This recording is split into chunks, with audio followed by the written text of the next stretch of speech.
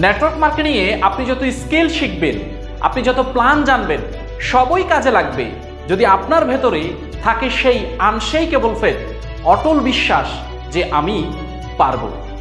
যখন কেউ বলবে যে এই ব্যবসা দিয়ে কিছুই হয় না, তখন এই বিশ্বাস আপনাকে বলবে যে আমি পারবো, আমি সফল হব এবং আমি সেটা দেখিয়ে দিব।